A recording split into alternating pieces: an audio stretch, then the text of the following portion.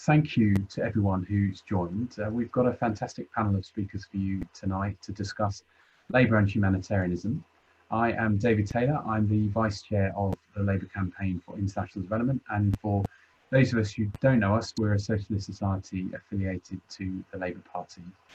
We've got two main campaigns. The first is focused on good, high quality aid, and the second is on the responsibility to protect civilians, which we see as an important part of the late great Joe Cox's legacy, and which is the focus of our discussion today. Now, of absolutely central importance is ensuring that we listen and learn to what people who have been affected by conflict have to say.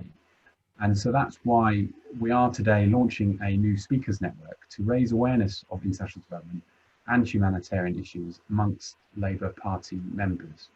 And from today, you'll be able to request a speaker from us, from our network, to come and speak to your local CLP.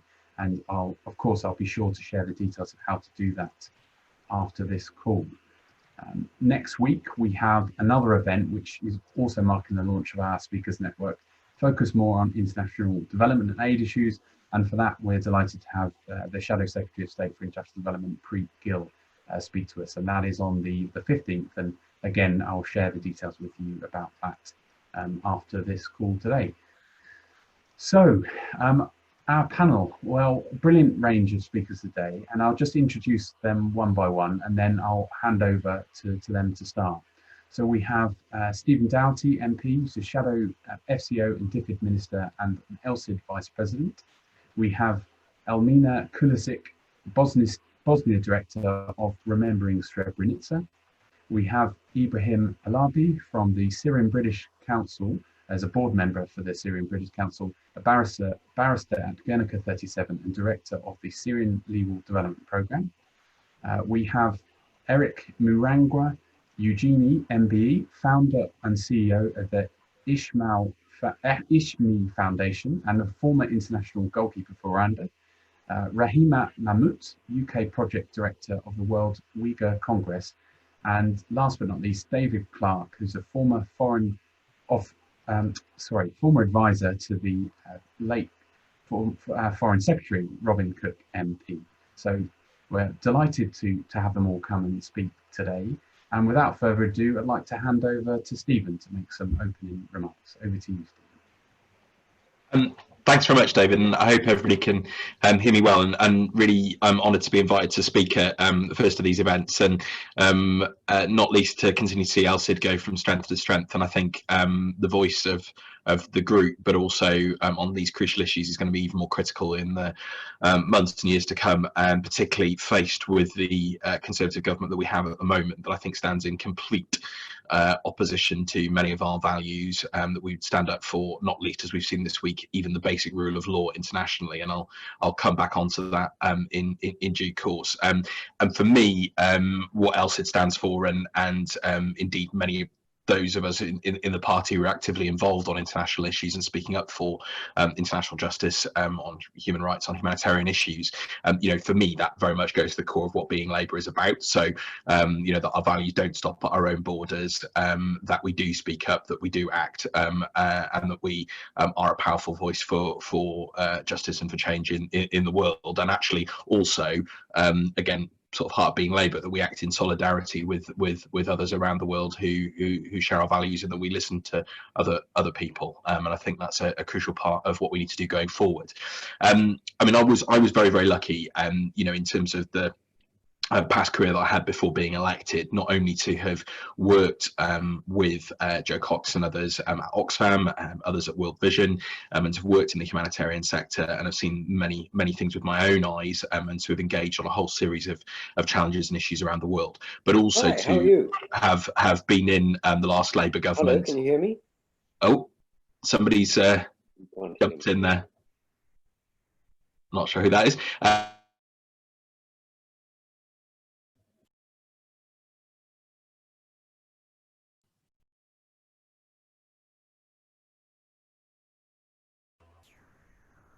Go ahead and unmute yourself, Stephen. Sorry. Oh, sorry. Yeah, I Both got. doing it at the same time, I think. Sorry about that. That's all right. And I was just say, I mean, I was very, very lucky, obviously, to have served in the last Labour government with Douglas Alexander at the Department for International Development, and to have sort of seen at firsthand the difference that a Labour government made.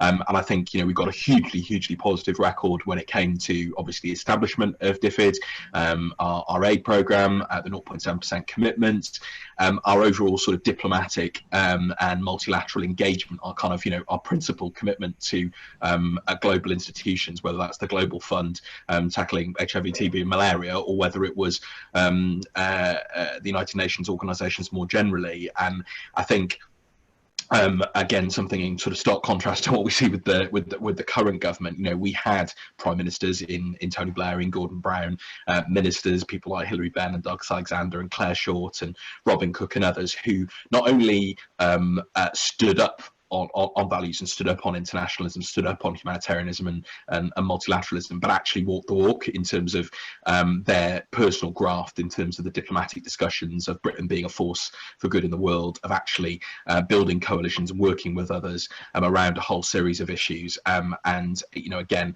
you know, whether that was on climate, whether that was on women's rights, whether that was on disease, whether that was on basic health and education, and whether it was on the humanitarian response more generally, I think we had overall a very proud record.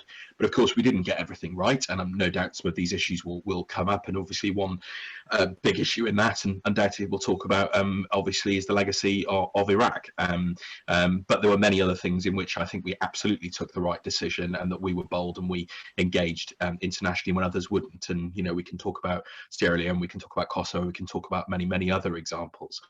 But I think sort of, you know, going forward, I think we have to be honest that there are no easy answers, and if anybody thinks there are in the international space, they're kidding.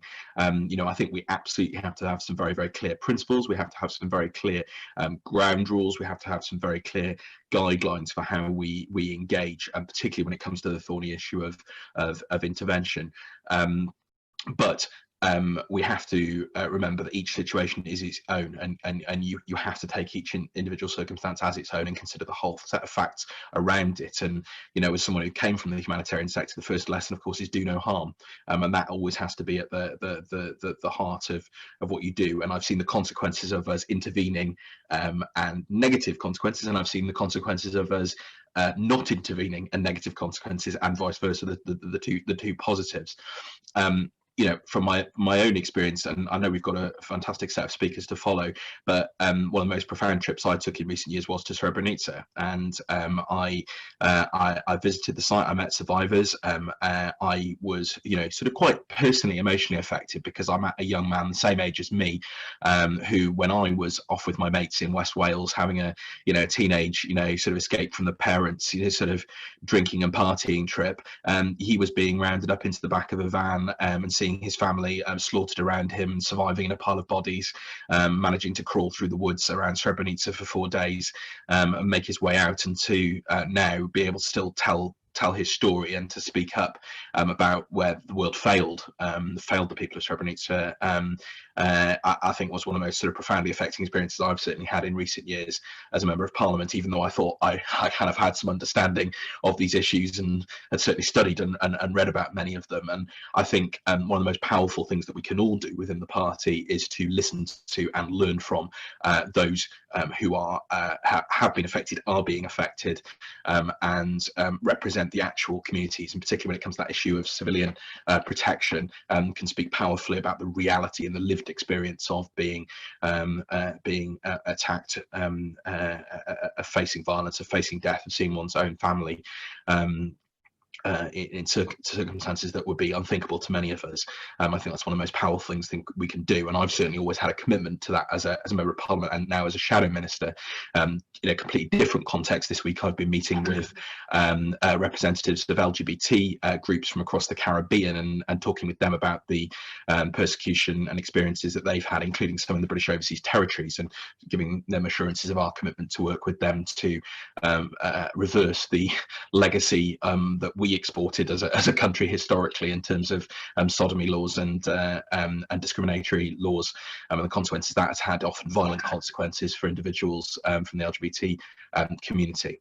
But going forward, I mean, and David has asked us to think about, you know, what Labour needs to do going forward. I think first and foremost, obviously in Keir, in Lisa Nandy and Preet Gill, you know, you have people who are extremely ethically and personally committed to both the concept of internationalism, to the concept of humanitarianism, and certainly in Keir's case, to the concept of international human rights being at the heart of Labour foreign policy going forward.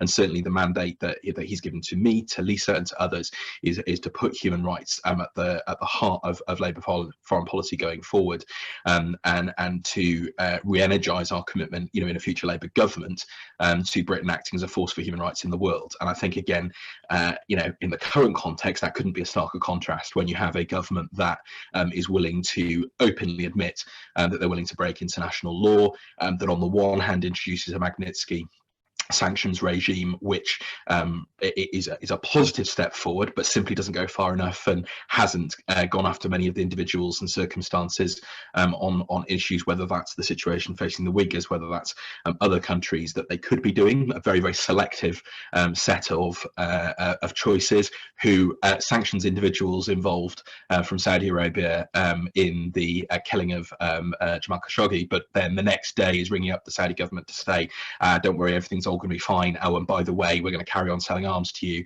which are going to be used against civilians in Yemen. You know, the sort of the ardent hypocrisy of that, let alone the real world consequences of it, I think are very, very serious. And they're not only serious in terms of the implications, but they're also serious in terms of the huge damage that is being done currently to Britain's reputation globally as a force for good, and our soft power, and all of those things that, you know, we in Labour governments have tried to use for good in the past. So, you know, as I said, from Keir, from Lisa, from Preet, from all of us as shadow ministers, this is at the heart of our agenda going forward, and we want to work with a range of organisations and to listen. And just to give you an example of some of the things that we've been working on the last few weeks, we have been speaking up on the situation facing the Uyghurs, facing the Rohingya, the attacks on aid workers and civilians in Mali and in the Sahel, on the situation with regard to West Bank annexation, the situation in Yemen, the situation in Syria, as I mentioned, the LGBT community, whether that's in Cayman or whether it's in Chechnya. And I personally have also been involved in a lot of discussions about the very, very worrying, I think, consequences, the sort of secondary and tertiary consequences of the COVID crisis, particularly my conversations with African organisations and individuals over the past few weeks have highlighted to me a whole series of deeply, deeply worrying circumstances where repressive regimes, where individual groups, where extremist groups want to seek to use the instability and space that has been created by the COVID crisis to pursue, you know, horrendous regimes, whether that is horrendous consequences, whether that's the Zimbabwe regime using it as an excuse to lock up activists and to targeted beatings on those who would oppose the Zimbabwean government, or whether it's the space and the volatility that's being created, as I said, in the Sahel, that now groups like Al Qaeda and Boko Haram and others and that are seeking to take advantage of with devastating and tragic consequences. So, you know, in terms of principles, an absolute commitment. You know, we're at the early stage in the parliamentary cycle. You know, we want to work as shadow foreign affairs and development teams with many, you know, all of you as party members, as partner organisations, and as those representing the voice of people who Britain could either be a force for good or a bystander to. You know, we want to hear from you and we want to learn from your experiences. So I hope that's a helpful set of things to sort of just spark our conversation this evening. Obviously a huge topic, many things we could talk about, but I'm very happy to answer questions as well going forward. Thanks so much, Stephen. That was really great. And without further ado, I'd like to go over to Ibrahim from the Syrian British Council to give his opening remarks. Ibrahim, over to you. Hopefully you are unmuted and able to speak. Yes, hopefully. Thanks, David, and thanks for the invitation. Having been to Syria and witnessed the crimes firsthand being committed against loved ones, seeing and losing loved ones, being both a barrister and running an organization that works on Syria, for the past 10 years, I'll be very honest, I almost gave up on speaking in events like this. But today, I kind of felt hope. Well, it was not today, actually. It was after the Labour kind of internal elections that took place and the change in the front bench. Because for the last coming up 10 years now, Syrians not just struggled in Syria, but also struggled in the UK, finding allies with members opposite to try and get them to ask the government to do more rather than less on Syria. And so I'm very grateful to the audience here today and to Mr. Doughty for being with us, and to the new bench, recognizing that even within the previous composition of Labour, we had a lot of allies who, have sweated out the problematic ones, who, broken the kind of the lines on certain things on Syria, and chose to be principled rather than to appease the leader. Well, what I'll do today is kind of shed light on what the main issues were in Syria, and where, as Syrians and as a Syrian, saw Labour go wrong. And this is not an opportunity to kind of, bash the front bench. I think, they've got their own worries at the moment, but this is an idea to kind of inform what we think needs to be done forward. So with Syria, and this is not a situation just specific to Syria, disinformation, fake news, I think it's the kind of title of our era at the moment, interferences. And Syria is one of those issues that was highly affected by disinformation campaigns, mainly propagated by Russia and its allies. And unfortunately, instead of seeing the front bench try to uncover and unmask those, the propaganda campaigns, we've seen them muddy the water even further. Casting doubt over evidence, questioning Syrians and their motives and so on. So I'll shed a light on a few of these. Starting with a quote: "Hundreds of thousands have died and lost their lives in Syria. Millions have been forced into refuge. Many are living terrible poverty and desperation." Jeremy Corbyn, 2018. And for a bystander, that sounds like a perfectly okay quote. But the problem that we're seeing when we say civilians killed, hospitals destroyed, is that it makes it sound as if these were collateral damage of, a consequence of war, where the parties tried to be as careful as they can, but they missed the target and outgunned the hospital, not a systematic method of warfare which the Assad regime deployed.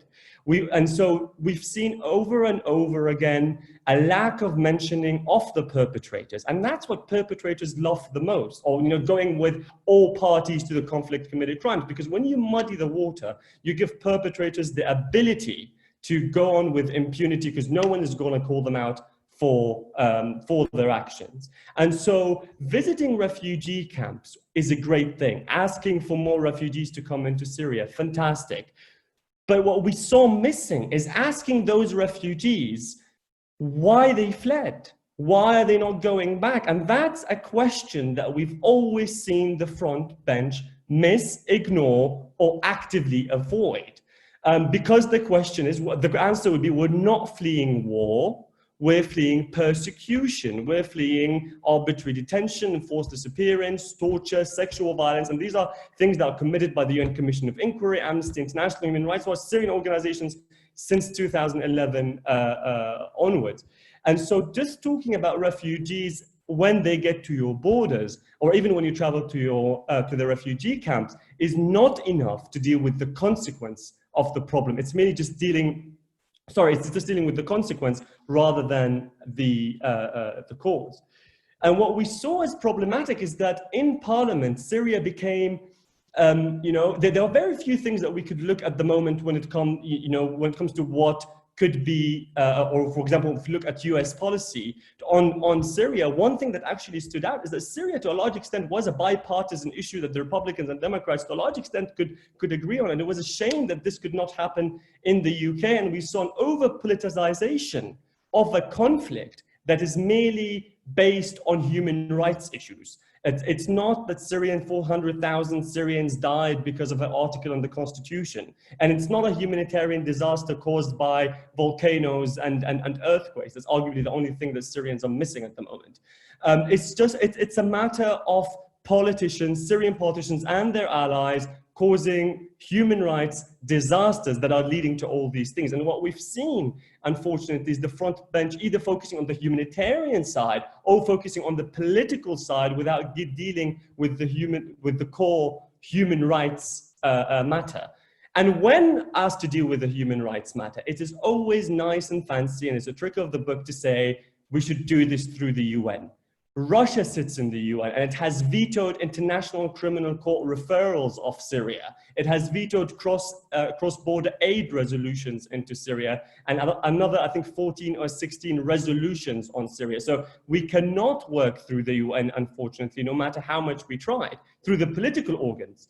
The executive organs of the UN, the treaty bodies, the Commission of Inquiry, the Human Rights Council, the Office of the High Commissioner, the Joint Investigative Mechanism for Chemical Weapons, they've all published numerous reports on the crimes being committed in Syria, pointing fingers first and foremost to the Assad regime, as well as other parties to the conflict that also need to be held to account, but should not be seen as if all parties committed these crimes equally, and therefore it's too complicated, and then there is nothing to be done. Notwithstanding all these agencies saying these crimes were committed, we've seen, unfortunately, the front bench cast doubt. We've seen Thornberry over and over, April 2019, saying she does not accept that the Russians are blocking it after the chemical weapons investigations, after the Russians vetoed a mechanism they created once they didn't like the result of the joint investigative mechanism.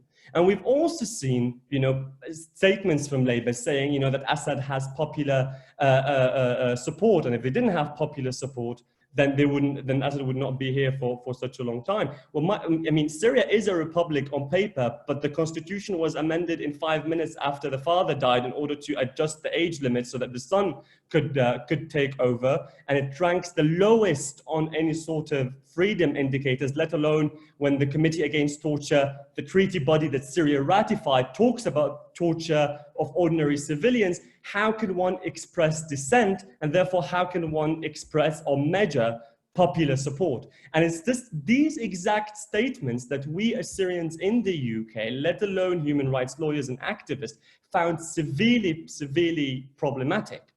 And unfortunately, when push came to shove and the evidence was presented, we get a worrying culture of whataboutism. And that's what Mr. Doughty was talking about. What about Iraq? What about Afghanistan? What about Yemen?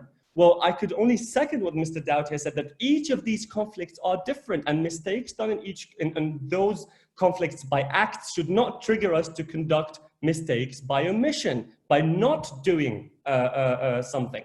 And it just was saddening that a powerful party with advisors, with policy advisors, with researchers, was not able to look at the nuance of each conflict, understanding the differences, and saying that while the UK's policies on Yemen might not be the greatest, that does not mean that they work on Syria or didn't work in Syria.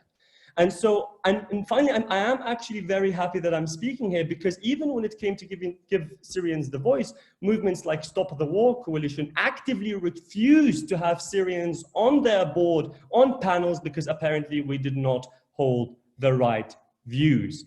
Labour's front bench, and the previous example, the previous history we have with Labour, unfortunately, has been driven by ideology, not by reality. Syria enabled members within the party, from our perspective, to decide on which side they are within the spectrums of the party based on their ideology. So based on all of that, what can the new Labour do, and what can be done? The conflict, the military conflict, is almost over. It's been, for the first time, 6 months with no military changes. 400,000 dead, either killed, the hospitals are bombed, and so on and so forth. But there is still a lot that Labour can push the government to do. The first is on accountability, to ask for more accountability rather than less. The UK matters for Syrian cronies, assets, travel bans. I'm glad that Mr. Doughty mentioned sanctions. The UK did a good job with sanctions within the EU. Now it's out. It has the Magnitsky mechanism. They can push forward to get more Syrians listed and not get them to benefit from the Syrian economy. And they have a special link, given that Bashar al-Assad's wife is still a British citizen. Then the Labour should push the UK government to do more outside the UN, or at least if it's plans within the UN, to at least have a plan B. If you know Russia will veto, if you know China will veto, then what is your next step and what needs to be done next? It should also push the government to kind of strive the regime and all perpetrators of international legitimacy. The UK is a member of the Security Council, and it has a lot of leverage that it can have an impact on Syria. Now, the conflict in Syria, as I said, is not over. I remember in 2013, and I'll never forget this, I was in Aleppo during the Commons vote. And we turned almost every electric appliance off in order to be able to power a small television set, to watch the House of Commons debate thousands of miles away. And I'm sure all of us remember that debate. Well, thousands of children have died because of the chemical weapons. They're in a better place now. There was a mistake that was committed in the past that led to the perpetrator getting away with impunity. There are still tens of thousands in regime cells being tortured as we speak. Perpetrators are keen to get financial rewards for their crimes. Will the new Labour let those people benefit from their crimes? Will the new Labour and the new front bench leave alone those people who are being tortured as we speak? I sincerely hope that the answer is no. Thanks, David. Thanks so much. And you're quite right. I mean, it was a matter of deep shame on our side that Labour took some of the positions it has done pre the election of Keir. And we've worked with you on a couple of letters and with the Syrian Solidarity UK on a couple of letters that we wrote to the previous front bench and sort of made these objections. But it's just deeply shameful that we had to do that at all, and that we weren't looking to try and work with the front bench on a better way forward on Syria. And I'm really looking forward to working with you, Ibrahim, to try and do that now in the months going forward. So without further ado, we'll move on to our next speaker, who is Elmina from the Remembering Srebrenica organization. You should be able to unmute yourself, Elmina. If you can't, let me know. I can see you're unmuted, so over to you. Thanks very much. Well, thank you, David, and thank you all for joining us tonight. I am really humbled to be here as a survivor of the Bosnian War. It is always very important to me that survivors' voices are amplified, that they are listened to, and that the lessons that they can share with others can become lessons of the Labour Party and partner organizations. Because even though the war in Bosnia ended in '95, and it might seem like a long history ago, for all of us, it is still very fresh because we are still searching for the remains of our loved one. And just listening to Ibrahim speak about Syria so passionately, I have been moved back to '92 and thinking what happened to my family and what happened to Bosnia in '92 and what the international community did not do from '92 to '95. So I will just briefly talk about the independence of Bosnia, because I think it's always very important to understand what happened, why Bosnia declared independence, and what a parallel process was being done to the Bosnian people, and that the result ended up being genocide. So the Badinter Commission, the arbitrary commission which was established by the European Economic Community at the time, provided legal advice to the republics of former Yugoslavia. Elmina, I'm really sorry. I'm really sorry to interrupt you. I was just checking whether it was me or not. The microphone's a little bit crackly, so I don't know if there's a way of sort of holding it near your face or something. Is it better now? Is it better now? Yeah, it's better. There's a sort of bit of static and buzzing. I am not sure. Is it better now? No, it's still a little bit the buzzing. Hold on.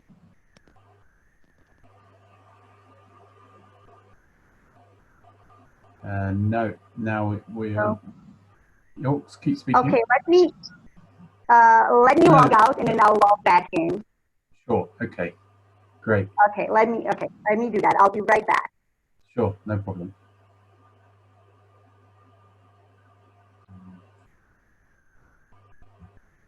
Sorry about this, guys, but I know Elmina's dialing in from Bosnia and Ibrahim's in Switzerland, so this really is an international panel today.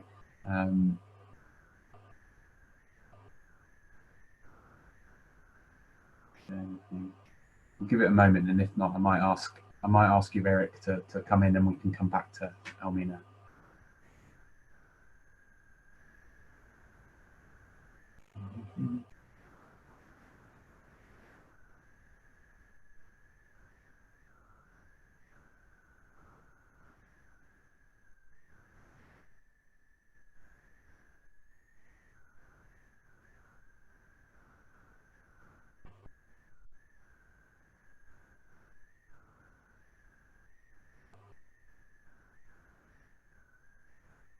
I mean, while we're waiting, Stephen, I know I wanted to bring you back in before you left at 7:15. I know we're quite far from that, but whilst we're waiting for Elmina to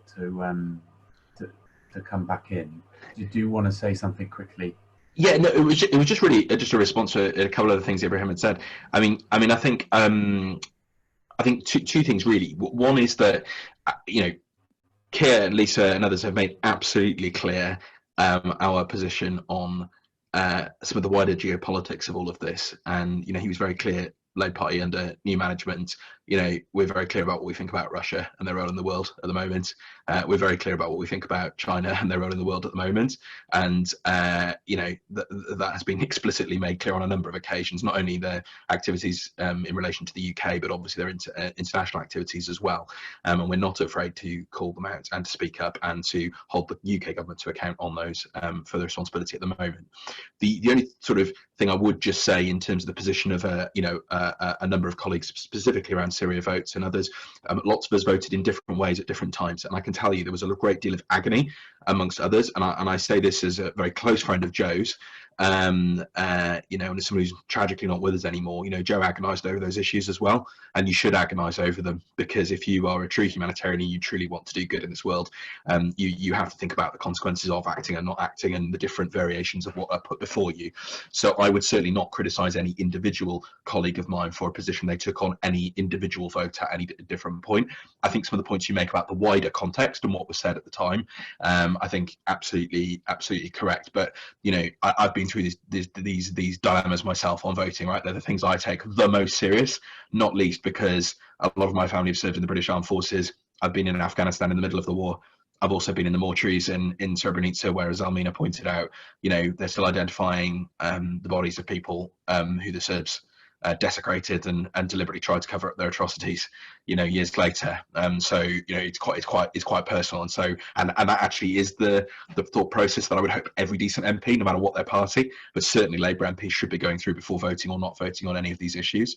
And that is why I think, just going back to sort of the principles that have been set out by Keir and others now, is that in terms of where we will be led from as a Labour Party is from those principles of human rights, of international law, of listening to and working with those who actually are telling us the truth about what is happening in these circumstances. And lastly, just because between the two conversations about Syria and Bosnia, one of the most, again, profound things that I saw when I went on the trip to Srebrenica was I actually visited an exhibition in Sarajevo of pictures of the atrocities in the Balkans in the 90s and the atrocities in Syria, and you obviously couldn't tell a number of them apart, and it was deliberately done so. And I think more people need to see the reality of these things and think them through, rather than defaulting to ideological or other geopolitical biases. Let's put it that way. Yeah, absolutely. I mean, I as about in 2004, when I was much younger, I went on a trip with the British Youth Council to Kosovo, and actually completely changed my view or my perspective on these issues, precisely because I had met with people and who'd been through this and experienced it firsthand, and it really made you confront some of those opinions that you might have had, or some of those ideological views, in a way that you wouldn't necessarily get from just following stuff on Twitter. And again, that comes back to one of the central reasons for doing this Speakers Network, is so that Labour Party members get a chance to speak to the speakers we have today, so that they can understand a bit more about the issues and about the experiences people have faced. So Elmina's back. Elmina's back. Brilliant. Great. Perfect timing. Elmina, can you hear me now? Is perfect. it better? That's brilliant. Okay, Yeah. it was my internet connection. I had to switch it. I'm so sorry. No problem. That's great. Thank you. Okay, well, I'll just start from the beginning. I don't know what you can hear, but I wanted to thank all of you for joining us tonight and for having me here. And Ibrahim, your emotional and very powerful speech has really reminded me of what happened to me and my family and the people of Bosnia in 92, 93, 94, and 95, and how our loved ones from outside of Bosnia have been very loud in advocating for international intervention. And it is also really humbling to see that survivors are given a platform and that their voices are amplified, because by sharing their stories, they are not only educating others what happened, but also what the lessons should be and how we can prevent atrocities and genocide in the future, and how we can help other survivors reckon with their past, but also try to rebuild their countries back to have a normal and a better future than the past that they had. But before I go into the lessons from Bosnia, I would just like to briefly talk about the independence of Bosnia and the parallel process that went on from the 1990 to 1992. In 1991, the Badinter Commission, the arbitration commission, was established by the European Economic Community to answer legal questions related to what was happening in the former Republic of Yugoslavia. And one of the questions was related, was it breaking up or not? And the legal answer was that Yugoslavia was breaking up, it was dissolving, and that the republics had the legal rights to hold a referendum. And if the results were that more than 50% of the population voted yes, that they could declare independence from Yugoslavia. Slovenia did that, Croatia did that, and on the 29th of February on to the 1st of March, Bosnia and Herzegovina held its referendum. And the turnout of the population was around 63%, and out of those 63%, 99% voted for the independence of Bosnia. So Bosnia at that time was trying to fulfill all of the legal frameworks at the time that were needed in order to become an independent state. And it did. It did become an independent state, because on May 22nd, 1992, the European Economic Community, now the EU and the United States, did recognize Bosnia as an independent state. And on April 6th, Bosnia became a UN member. Now, at the same time, on May 24th, 1992, only 2 days later, my hometown of Kozarac in the municipality of Prijedor was attacked, and it was demolished.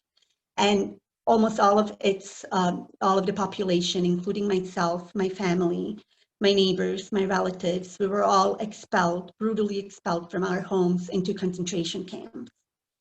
The torture, rape, and killings that took place can really be understood from a number of perspectives, but I usually use the example of the Holocaust. When we mention and when I talk about concentration camps, the pure definition of concentration camps is what happened in the municipality of Prijedor. And on April 5th, only a day before Bosnia became a fully pledged United Nations member, the siege of Sarajevo began. It was the longest siege of a capital city in modern history. It lasted almost 4 years. And in Prijedor, within 3.5 months, 3,172 civilians were killed, and around 40 survived the horrendous and torturous concentration camps, where in Sarajevo, over 13,000 civilians were killed and 1,600 children. I do not like to mention numbers, because one life is a life too many. But when we talk about a war and a war of aggression, we have to mention the numbers, and we have to talk about the civilians, because as Ibrahim said, we were not collateral damage. This was systematically planned, and civilians were the targets for killings and torture. Now, when I look at what was going on in my hometown and in Sarajevo, and when I look at what was going on internationally, it seems like two completely different processes were going on. While the international community was pushing Bosnia to fulfill its international obligations in becoming an independent state, they were not doing anything to prevent the war, and not to mention the killings of civilians. And it took humanitarian workers and journalists to expose what was going on, especially in Prijedor. It was Ed Vuliani and Penny Marshall that discovered the concentration camps and shocked the world with the images of its civilians being tortured and looking like Salatons, like they've been walking dead, basically. And I cannot but not mention the United Nations Resolution 1819 that declared Srebrenica a UN safe area. And after working for decades with survivors, not only from my hometown, but throughout Bosnia and especially Srebrenica, they remember that day as a day of hope, when the world said, we will protect you, and this UN safe area will be free of armed attacks. And they felt that the war was going to end soon. But the United Nations and the world failed them. Not only did the UN safe haven in Srebrenica become another attack zone, but in July of 1995, over 40,000 civilians from the surrounding areas that fled to Srebrenica, to the United Nations Dutch complex to save themselves from the Serb forces led by General Ratko Mladic. They were betrayed and they were handed over to be killed. And today we know that over 8,372 men and boys were killed in the most horrendous ways. Their remains scattered throughout different locations in mass graves, and we are still searching for them today. And when I think about the initiative of the responsibility to protect and the fact that Bosnia is one of the reasons that that initiative was initiated by the UN, it gave us hope. But then when I look at Bosnia today and when I look at the world around us today, I think that the United Nations is still making the same mistakes, and that member countries, and especially the United Kingdom and those countries that do have a say in what happens with the resolutions and with the intervention scope of when it comes to war and when it comes to different countries, have still to learn lessons from the past. And even though Bosnia seems like it is peaceful today, we usually say that the war, that the bullets and the fighting stopped, but that the ideology that led to the war in the first place did not. We still have a very much divided society. And when we talk about survivors and when we talk to survivors, the one thing that they keep saying is that prevention is the key. Early prevention is the key. We have the tools, we have the elements, the United Nations has the elements, but we are not pushing our government to use them, to implement them, and we are not intervening until it is too late. In Bosnia, after Srebrenica, after the world intervened, for many of us, it was already too late. We became refugees, never really being given a chance to return back home until it was too late, until we have settled somewhere else, because the borders, the entity borders within Bosnia were opened too late.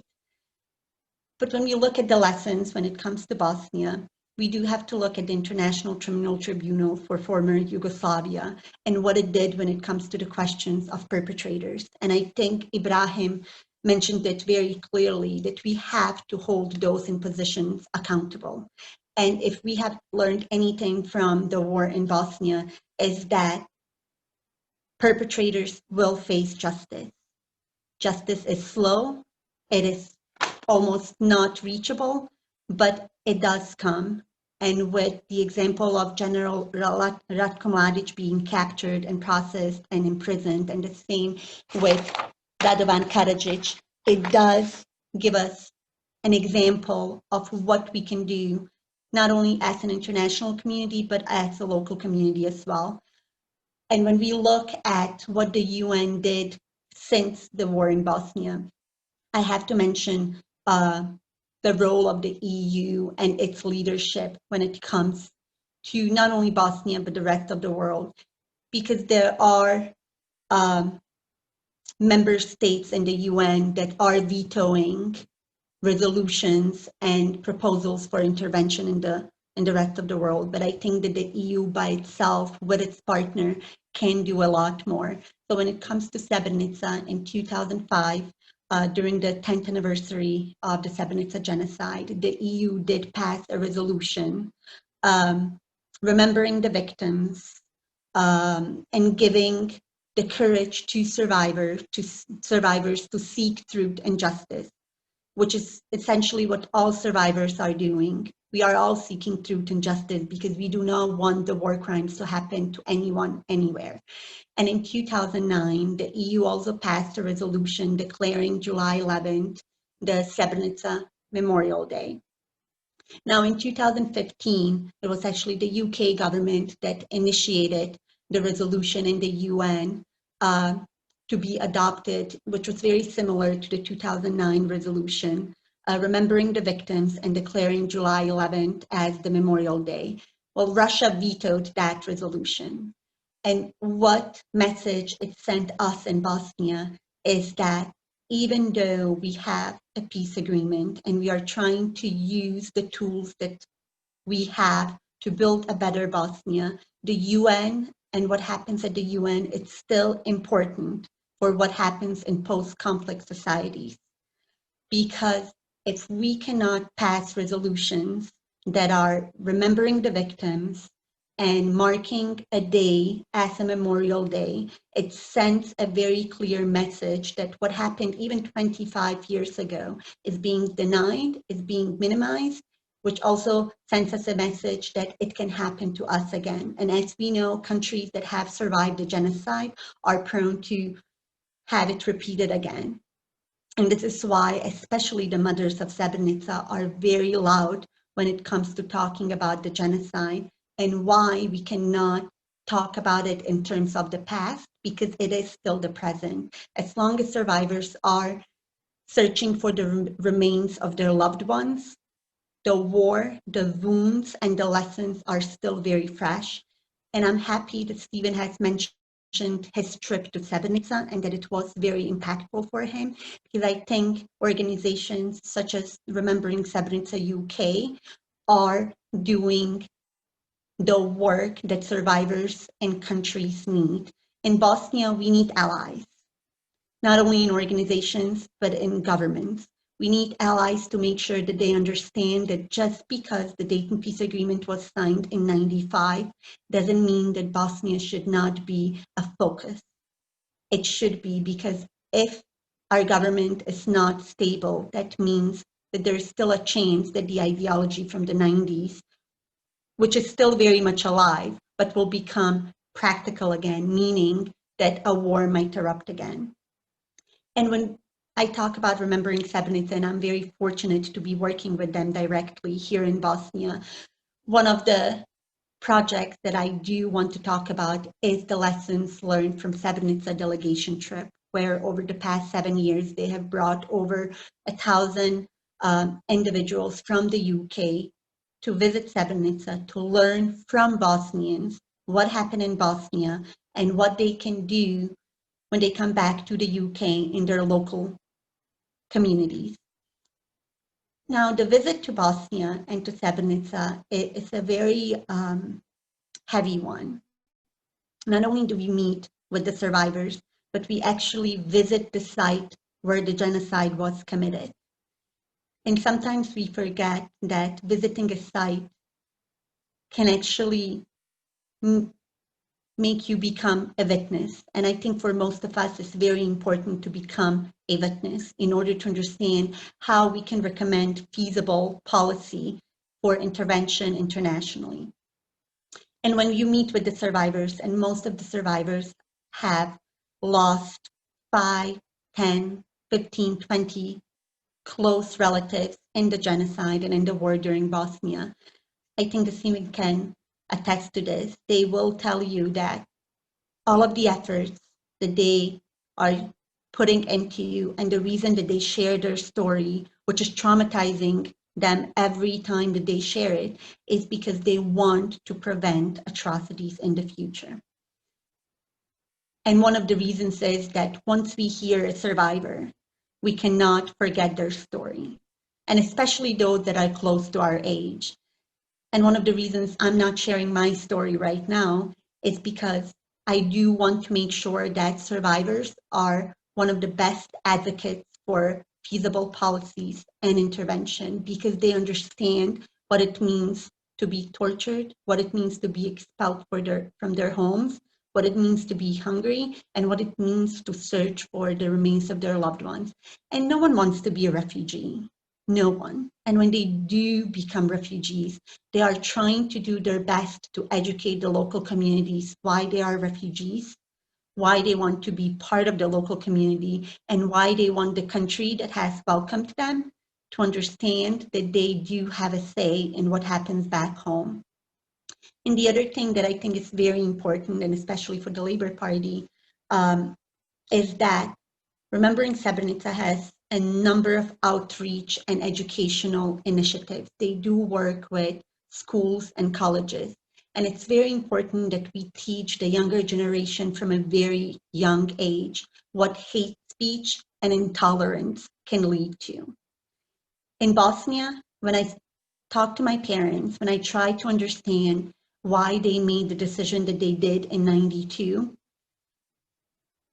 they always said that the hate speech that they heard, they never thought that it would result in a war and in genocide. They never thought that the words spoken by the politicians and community leaders would lead to all of us being in a concentration camp, barely surviving and becoming refugees. And in any society, and even in the UK, when we allow our representatives to use any form of hate speech, it is a warning and it is a red flag. And if we look at Europe, then Srebrenica should be an example and a lesson, because it happened in Europe. We are in Europe. We share the same values. We share the same culture. And we are only, a couple of hours flight away. Yet, while others were enjoying their childhood, we were starved and killed and expelled from our homes. So even though Remembering Srebrenica does not work on recommending policies, we do work on educating and making sure that education is part of local change, because it starts locally. Just as hate and hate speech starts from local representatives, so does education about what hate speech can do to a community, and why war does not bring anyone anything except suffering, except seeking some sort of normality. Because from my own personal experience, the war has shaped me, and I do not want other people to be shaped by the war. Thank you. Thanks so much for sharing your story, Elmina, and we're really looking forward to working with the organisation on this. Over to you, Eric. Eric from the Ishmahi Foundation. Over to you to speak with us today. Thank you, David. I'm delighted to be with you this evening, because Elmina K, it's and also Ibrahim. It's a pleasure to Eric, is telling me your bandwidth is low. Maybe try turning the video off. And I know that's not ideal, but maybe that might be our stories and experiences, because Eric, can you hear me?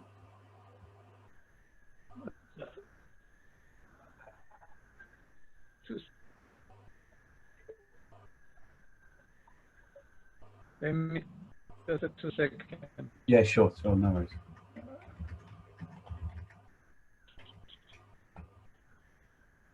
Yes, yeah, I'm trying to see if I can fix it. I might come back to you if that's okay, because we're just Eric, if I come back to you, I might bring Mahmoud in now, and then we'll come back to you after. Is that okay? And then that'll just give you time to sort out the internet issues. So thanks. Bear with us, and that'd be great. Okay. Sorry, Rahima. I'd like to bring you in now, if that's okay, from the World Uyghur Congress. And if you're able to share your opening remarks, and then we'll come back to Eric afterwards. Rahima, over to you. Okay. Good evening, everyone. Thank you so much for giving me this platform to speak about the Uyghur situation. And thanks for the previous speakers, especially Elmina. It really, your speech is so moving, and I can relate a lot to your experience at the moment. I am Rahima Mahmoud. I am Uyghur myself. I know a lot of people find it difficult to know who are Uyghurs. I think because of what happened, especially in recent years, more and more people start to become a bit more interested in who we are. So we are based in the Central Asia. I call the place East Turkestan or Uyghur region, but the Chinese government called it Xinjiang Uyghur Autonomous Region. Xinjiang was occupied in 19th century, and the name itself gives out its occupied region. Xin means new, Jiang means a territory. So Xinjiang was occupied during the Qing dynasty during the Qing dynasty. The current occupation was by the CCP, started in 1949. Previously, we had two independence. One was in 1933, and another one was 1944. And later, 1949, due to the collaboration, the communists' collaboration between Mao and Stalin, so communists took over my country without firing a bullet. So since the 1949, the occupation, CCP have promised, they had a huge promise of the place will be run by the Uyghurs. It will be determined by the Uyghurs. They are there just to help develop the region. The population of the Chinese at the time, 4 to 5%. In 1955, they declared the Xinjiang Uyghur Autonomous Region. But this, the CCP didn't honor this agreement. After 3 years later, 1958, the rightist movement started throughout China, targeting the intellectuals, writers, anyone who has a different opinion. And in China, any kind of crackdown or such movements, the worst hit area always Tibet, Mongolia, the East Turkestan, because of our very different culture, language, and heritage. Then I'm sure people know about the Cultural Revolution. Millions were killed during that period. Again, the Uyghur region was one of the worst hit. They often target the intellectuals first, then the religious figures, cultural figures. Then after 1976, Mao died. The new leadership kind of restored the law and order. And I was born during that period. So I remember even my primary school, my father and my parents, my brothers, my elder sisters, when they prayed in the house, and they had to lock the gate from inside. And I was told, do not go out, tell people that we prayed. And I was too young to understand why. My father often told us that if you do, police will come and take me away. And then in 80s, from the beginning of the 80s, the mosques reopened. People were much happier. And then I remember seeing a huge number of prisoners returning from labor camps who were arrested and imprisoned during the 60s and the 70s. And so the 80s, people had hope. We felt that things are changing. The new the CCP government will honor its own constitutionally agreed the rules and the freedom that we were guaranteed, the religious freedom, cultural freedom, and freedom to speak our language. And in 1989, I was in Tiananmen Square with the students, tens of thousands of students. And on the 2nd of June, I left the square after repeatedly receiving the warning that the military will come in on the 4th of June. And I was studying in Dalian University of Technology as a undergraduate student, petrochemical engineering. And so I left the square on the 2nd because the Beijing and the Dalian, the distance was 21 hours train journey at the time. So we didn't want to be trapped in Beijing when the military, really start to attack students. So we didn't actually believe that tank will really come in. We thought that's just threatening the students so the students can leave the square.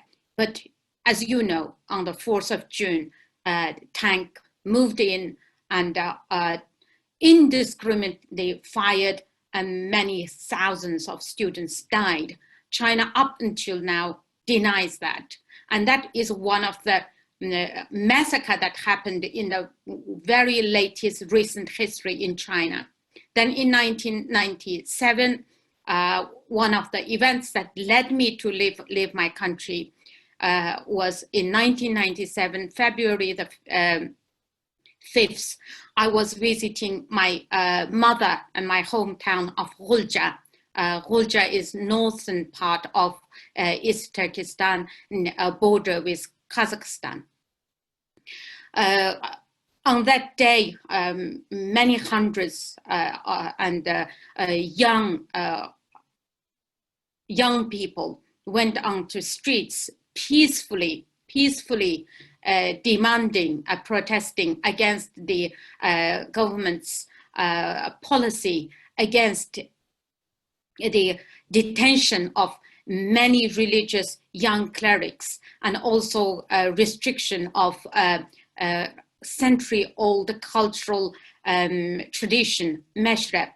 And for that, again, it was very similar to all the previous protests. They moved in the military, rounded up the protesters, killed over 100, then followed by mass arrests. In Rulja, until I left the city after my winter vacation, I was a teacher, then I was a lecturer at a college. About 4,000 to 5,000, mainly young male, were arrested. Police raided houses door to door to find protesters. And many people were wrongly taken away. Some families, 2 to 3 male, were taken away. A lot of them were given very lengthy sentence, 10 to 12 years. Some never, just made it disappear. Then so this event made me make decision to leave the country. So I left my country in 2000 with a student visa, coming here to do master's degree. And my intention was to come to the UK to campaign for my people. And when I arrived here, to my surprise, that not many people really know, when people said, where you come from, when I say I'm Uyghur and I'm Uyghur, or even if I say I come from Xinjiang, it stare at me, say, we don't know where is it. So I started with setting up my own music band in 2004, London Uyghur Ensemble, because I'm also a singer. And I thought maybe using music, using various different events to educate people who are Uyghurs. We are the Turkic Muslims. We speak the Turkic language. The Uyghur language is very similar to the Turkic language. And the Uyghurs are very different from the Han Chinese. We are Sunni Muslims. I even find it difficult to make people to even understand that a lot of time. It was very, because for a lot of people, China is just like they just define China as like all Han Chinese, but there are many, many different ethnic groups, and Uyghurs are one of the biggest ethnic groups.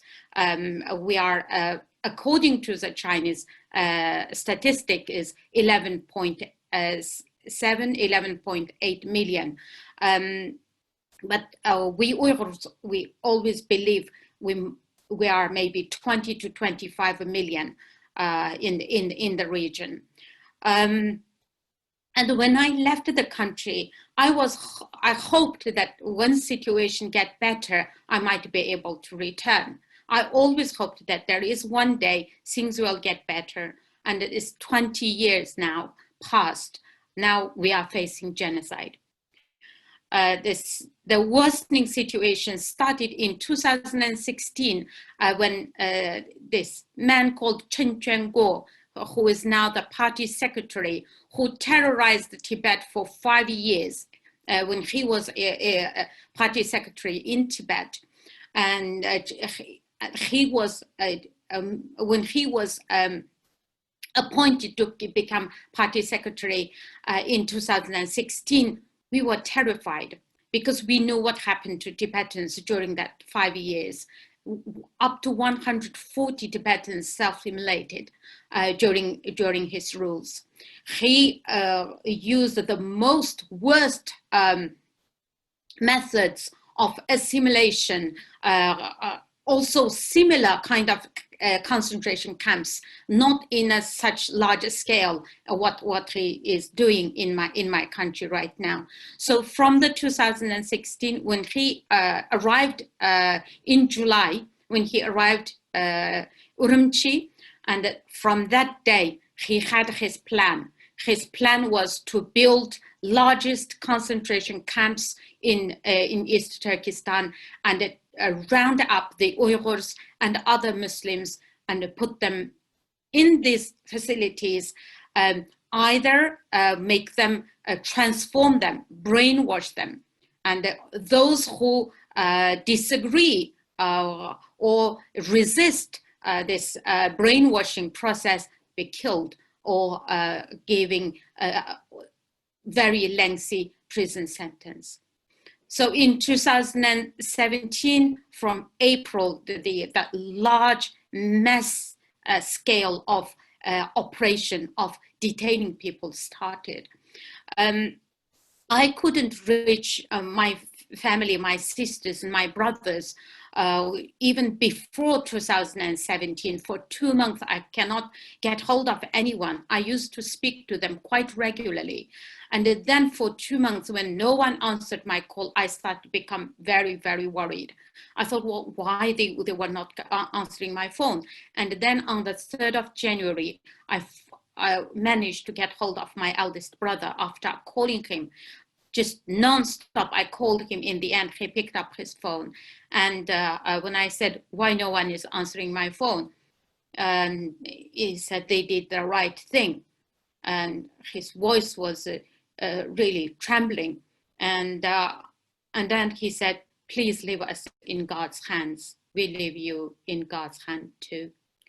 And that was my last conversation with any of my relatives. And then we knew that the situation getting worse. They are confiscating passports. They made a lot of different announcements. And also in 2016, the hospitals received a notice that any woman who had IUD inserted, they are not allowed to be removed by hospitals. They must have letter having 5 stamps from different departments then they will be removed. And these were the kind of new restrictions. It was shocking. And 2017, I started working for Radio Free Asia to do translation work, and their investigative journalists, their reports. And it was, I thought I was kind of in nightmare. In the beginning, I thought maybe this is just a nightmare. Maybe this crackdown will be over within several months. In the beginning, we thought because of the 19th Congress, the CCP Congress was in October. So we thought that might be the case, that, they are too paranoid about any kind of instability in the country.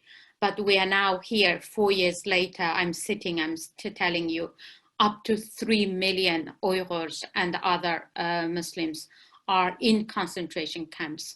And people that I know, many received news that some of their family members died soon after released from the camp or while inside camps. And we know the torture, a lot of survivors, especially these 2 teachers account. One of them only recently spoke out, and I would recommend you to read the Guardian article of her interview, Qalbi Nur Siddiq, and another camp teacher, Saira Gul, who fled China. She was assigned to teach in one of the concentration camps in Rolja, where I come from. There were 2,500 detainees there, and she described exactly the same when she was asked to sign so many documents to promise that she is not allowed to speak about what she saw, what she witnessed, even to her husband. And only after she arrived at the camp and when she started her job there, and she said that everyone, when they came to the class, the age group from 13 to 80, all shackled, and they were given unknown pills. And in a torture room, she could hear screams for 24 hours. And the facilities, the people were watched 24, all the security cameras. And women, the gang rape, and she also described one of the event that actually these people were forced to watch gang rape of a woman, and when anyone even showed kind of disgust, they were taken to the front and beaten up. So this is what is happening now in this 21st century to my people. And in 2018, when in August, first time the UN openly criticized China, said we believe and we acknowledge, we believe that up to 1 million Uyghurs and other Muslim minorities are locked up in these internment camps. China denied. And then 2 weeks later, they said it's not an internment camp, it's a voluntary re-education facilities. And I thought after that time that maybe the world will do something. There will be some practical action from EU, from US. But unfortunately, apart from just some condemnation, nothing happened. I know only this year the US passed the Uyghur Human Rights Act, and the Magnitsky sanctioned several party officials, including Chen Quanguo, Zhu Hailun, and some companies and organizations that involved in these atrocities, mass atrocities. But UK, I know now in Parliament, I'm glad to see a lot of MPs questioning and about the situation, what government is going to do. And yesterday, I know in Prime Minister's question, a very powerful question was put to him, and he answered. So I can see the development, and I'm so glad now Labour movement in all the different trade union movement also supporting the Uyghur cause. But I feel when you compare the scale of the abuse, when the children, 500,000 children taken away from their parents and put into the so-called loving kindergarten, that is in fact is concentration camps. They were deprived from the love of their parents and from their own language. They were forced to eat pork, and they were forced to speak Chinese. They're transforming the entire Uyghur population to be Han. They were given the choice, either you become Han or you die, or you serve a lengthy prison sentence. This is what is happening at the moment. A lot of outrage, people calling this the largest incarceration after the Holocaust, and everything what is happening to the Uyghurs that you have seen if you watched the drone image of those shaven, shackled, detainees waiting outside the train station, and that was the scene. And actually, we know up to 500,000 Uyghurs secretly transferred to mainland China into most notorious prisons, and we don't know what happened to those people, and their families are not told where they are. Up until now, since the start of the detention in April, up until now, many families, they don't know what happened to their loved ones. 4 university professors, 2 of them were given a suspended death penalty, taken away most of the cultural figures, the philanthropists who built schools for poor Uyghur children. And this is a complete attack on one entire ethnic group, one of the biggest ethnic group in China, and yet the world is still silent. So I can talk forever about what is happening, because I also work with the BBC, the ITV News last week. If people didn't watch, please visit the website and watch it. Emma Murphy's program, I helped with all the program translation, interpreting. It's extremely difficult to interpret all those details of tortures, because not only because I'm Uyghur myself, just as being a normal human being, it's very difficult. So we need action from every human being, and from the government.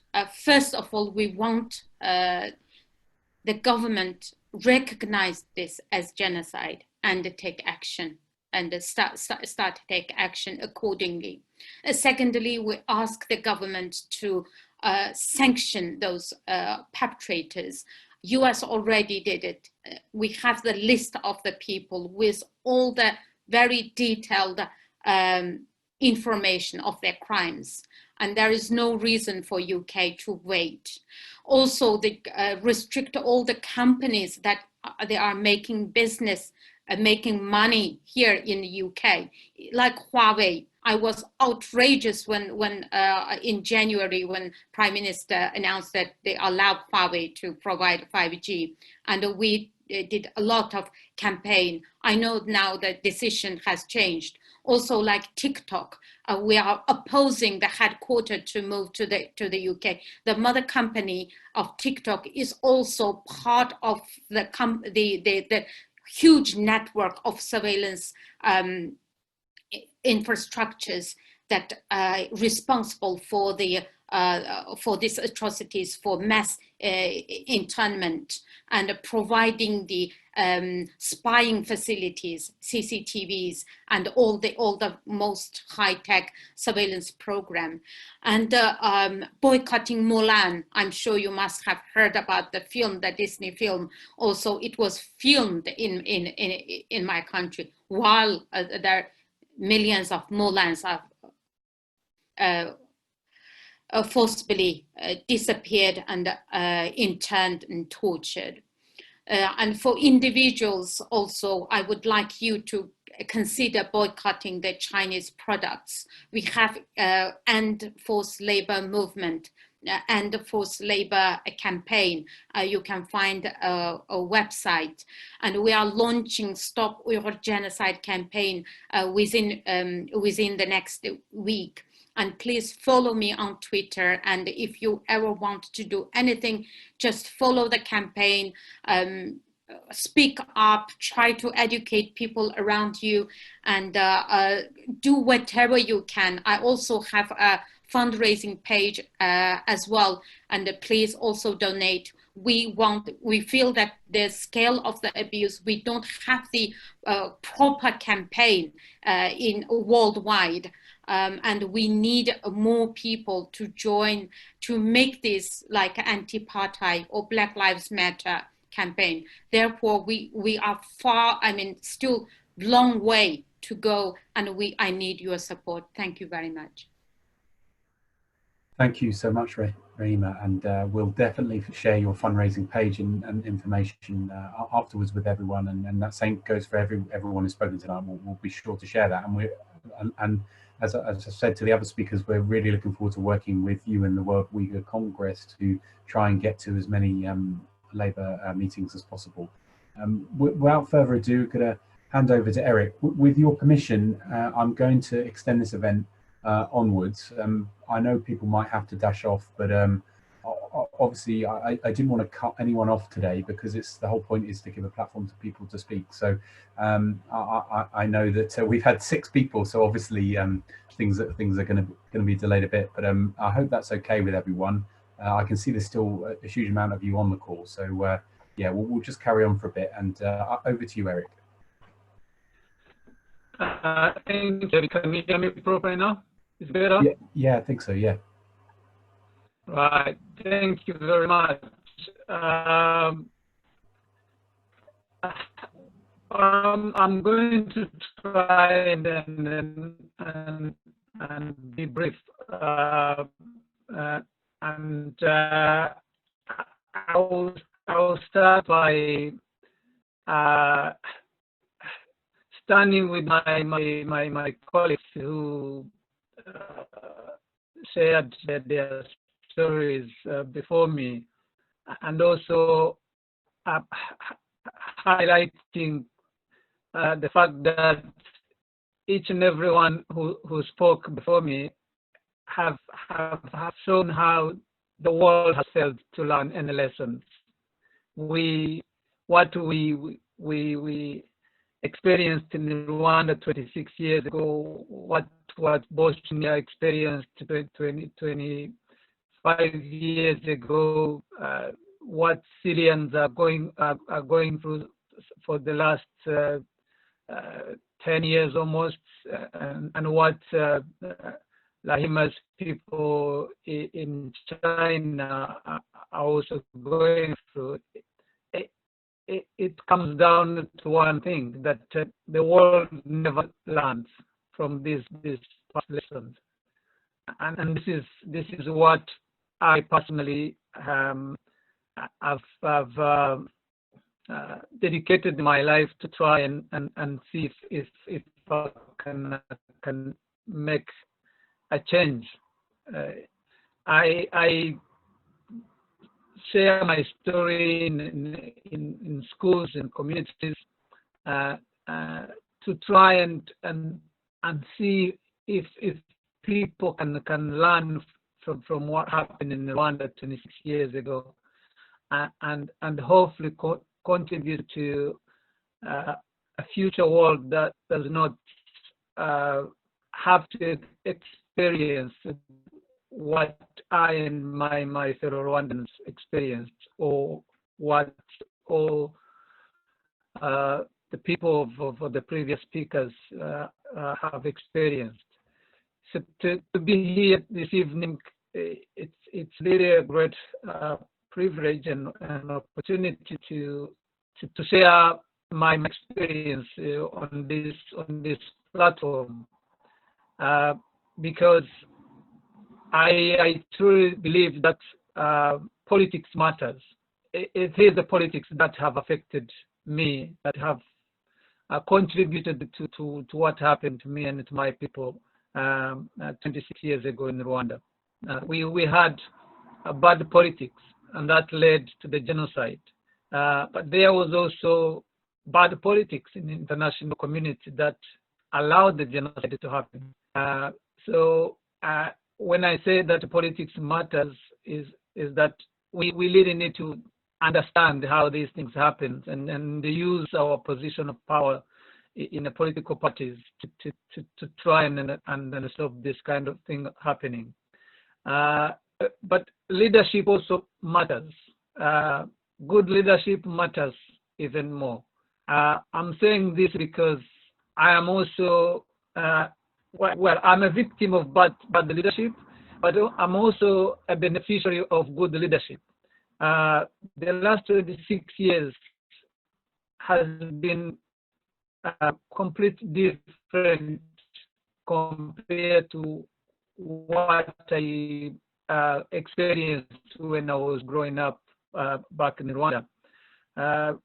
Having gone through terrible experience of genocide, we have managed to overcome so much that caused our society to turn on each other, and this is down to the leadership that the country has had for the last 26 years. And I'm very pleased to say that Labour Party was the key to the relationship that Rwanda and the UK has had for the last 26 years. I'll share a quote of former Secretary of State for International Development, Claire Short. She visited Rwanda in 1988, and she said this: "The first time I visited Rwanda in 1998, I met a woman near one of the churches who had crawled out from a mass grave. She had a deep scar across her shoulder, but she was alive because she had had a baby on her back who died, but who saved her life. A new baby nestled against her scar. I decided then that the UK should do all we could to help the people of Rwanda ensure that that baby's generation grew up without the fear of genocide." So what started by Claire Short almost 22 years ago has allowed we Rwandans to genuinely achieve impressive things in relation to our reconstruction and the reconciliation process. Today, survivors of genocide have been able to heal, have been able to forgive, have been able to reconcile with the perpetrators, and they have worked together to build a new nation that is seen as an exemplary nation for a post-conflict country all over the world. And the support that UK different governments have provided to enable that process, it's a powerful and an important example of how international development aid actually does incredible things if it's well used. And this is something that I really hope that people who are here today can believe in, because I've heard for the last few years that a number of people have lost hope and belief in how international development aid is used. But if you look at the Rwandan case, you realize that it can do incredible things if it's well used. And I hope people from the Labour Party who are here today can do more to learn from the lessons from Rwanda going forward in how these, how the international development aid can be very useful in the countries that are still suffering from conflict or recent conflict recovery process. So I'm not going to say too much about my personal story or how my organization works, because I can tell that time is not on our side. But what I would like to finish my talk with is again to remind people that leadership matters. Leadership matters when this your party is in power. It will have so much to do in relation to how this conflict happens, or how those who have gone through conflict recovers, and how they work with other countries. It's important to do your homework. What I have noticed in the past is the mistake that so many people in this part of the world makes, that believing they know everything, and they go into different situations not prepared to listen to other people's views, and ending up making things worse than they were before. So it's important to work with the locals, try to have a good understanding of what the local situation is before you can impose what you is coming from the other parts of the world. I think what you're doing here this evening, it's part of that, giving us a platform to come here and share our stories and our experiences. It's truly important.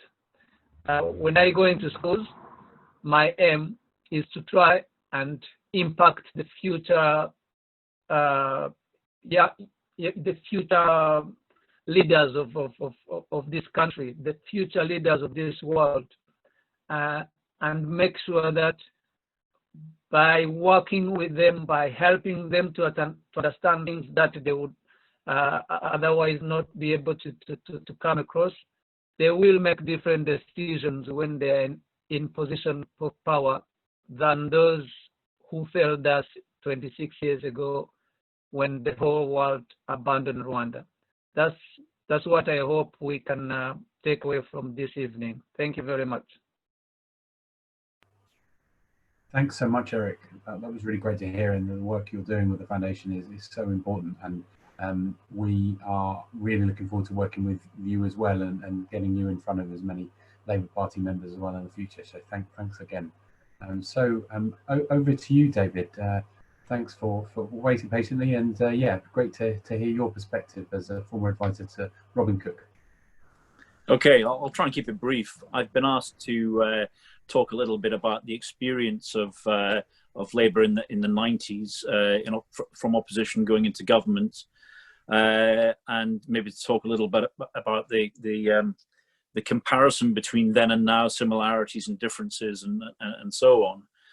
I mean, the context in which Robin Cook took over the Foreign Affairs brief in 1994 was twofold. One was that the Cold War had obviously ended 3 or 4 years earlier, depending on when you define the end of the Cold War. And the second thing was that there was an unfolding conflict in the former Yugoslavia, which by 1994 really was focused on Bosnia and what was happening there. I was very struck with the things that Elmina was saying, brought back a lot of memories of that period and the issues that we faced. It's often forgotten, I think, that actually Labour's policy at the time when Robin Cook took over as Shadow Foreign Secretary was very realist in its outlook. And the sort of things that Ibrahim was saying about the moral equivalence argument between aggressor and victim, which has sadly featured in much of the debate about Syria, was also present in the case of Bosnia. And the official Labour front bench position was very minimalist. It saw what was happening as a civil war. The international community had a responsibility to try and help the parties come to an agreement, but not to take sides. And the Labour position was very close to the UK government position at that time, certainly as far as the foreign affairs and defence teams were concerned. John Smith took a slightly different view, and indeed at one Prime Minister's question time in that period had actually raised the issue of using airstrikes as a way of responding to Bosnian Serb and Serbian government aggression. But apart from that, the context in which Robin took over was one in which policy was extremely small c conservative.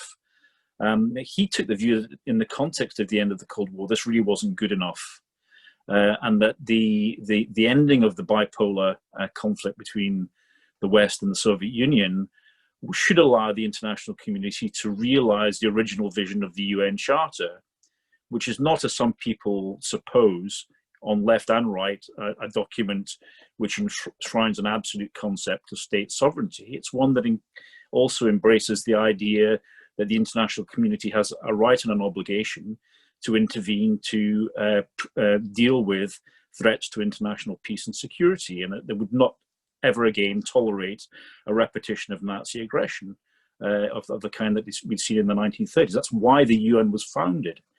And he felt that the distorting influence of the Cold War being removed gave the international community an opportunity to realize that vision for real and in practice. Obviously there had been the liberation of Kuwait in 1991. But of course, the UN couldn't just be about realizing great power ambitions and dealing with threats to international peace and security that impacted on the interests of its leading powers, and the P5 in particular. It had to be about realizing the vision of human rights enshrined in the Universal Declaration on Human Rights. It had to be about intervening on behalf of people, not just on behalf of governments. And that was really the starting point for him in terms of steering Labour's policy away from a sort of minimalist, non-interventionist outlook to being one of taking sides, not taking sides of one government against another or one warring party against another, but taking sides in defense of human rights and against ethnic cleansing and aggression. So Labour's policy in that period shifted quite dramatically, through opposition and into government. And Labour's manifesto contained the phrase inserted at Robin's suggestion that Britain should aim to be a force for good in the world, not just a country that pursued a narrow concept of national self-interest. And also into government took with him a very firm conviction, which was shared by Tony Blair, that we would not tolerate a repetition of what had happened in Bosnia in Kosovo, and that we would intervene and act in a way that would deal with that situation and prevent the sort of ethnic trauma, the ethnic cleansing and the mass killing that we'd witnessed in Bosnia. And I think those policies, at the time when the Kosovo War happened, the judgment was that interventionist point of view had been a success. It had achieved its goals. It was really, I think, the Iraq War, obviously 9/11 and the Iraq War, which I think threw this whole debate into confusion. The Iraq War obviously was not a humanitarian intervention. The motives for getting involved, although often couched in terms of human rights, in my view, didn't really meet the test of a humanitarian intervention. This was an intervention by the United States and allied parties in the interests of US policy, and also carried with it a huge baggage, ideological baggage, given the people who were promoting it as a concept. But nevertheless, Iraq has framed perceptions of humanitarian intervention as an idea almost inevitably. And also, in practical terms, we have to accept that the Iraq War illustrated shortcomings in the efficacy of military power as an instrument for changing political outcomes, even though it wasn't motivated by what I would regard as a responsibility to protect a set of values and ideas. Nevertheless, it showed the limitations of military power in a way that inevitably impacts on the debate about humanitarian intervention. And of course, we've had other examples since, with the Libya intervention being one, and the situation in Syria. And the debate now is really sort of framed by those experiences. It seems that we have used military power or responded to these kinds of crises in every conceivable way. We tried military intervention plus state building in Iraq. The judgment on that, I think correctly, is that it was a mistake and it didn't work in the way that we wanted it to. We've tried military intervention without state building in Libya, and I think again the judgment on that is extremely negative given where Libya now is. And we've tried non-intervention in the case of Syria, again with disastrous consequences. So trying to find a way through this legacy of the last 20 years, 20, 30 years, to devise a sort of feasible and credible policy isn't an easy thing at all, but nevertheless it has to be done, because the issues that we're talking about, they keep recurring, they don't go away, and we've been dealing with some of those this evening and hearing some very compelling and in some cases harrowing testimony about what's happening, what continues to happen in certain parts of the world that require a response. But to come to the situation we're now in, I mean, it's so much harder now to develop strategies for dealing with these situations than it was in the 1990s, because of the way that we've seen a return of power politics in particular, resurgence of authoritarianism, and a corresponding decline in democracy. Democracy's in retreat. It's what Larry Diamond calls the democratic recession, which started 15 years ago and has been continuing almost uninterrupted since. We've seen a corresponding weakening of multilateral institutions, and with it, disregard for the rule of international law, not just on the part of people like Vladimir Putin or the Chinese leadership, or countries like Saudi Arabia, but also now, unfortunately, leading with a bad example, setting a bad example, the UK even, although albeit in a different context. But this idea that international laws is of paramount importance now has been grievously weakened, including by many of those states that previously upheld it most of all. So what do we do? I'll just say some very brief things about how I see it now. What are the principles that ought to guide Labour in recasting its foreign policy? First of all, don't accept the moral relativist argument. Stick to the values that we we know to be right. And the moral relativist argument isn't just made on the left; it's also made on the right. And we hear echoes of it from the party leadership as was, and we hear it from governments of the right, particularly of the populist right.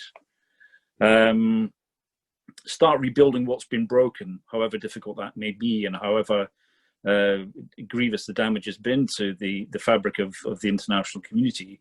Start with what you've got and start to rebuild, because there really isn't an alternative except to succumb to power politics and unilateral assertions of power based on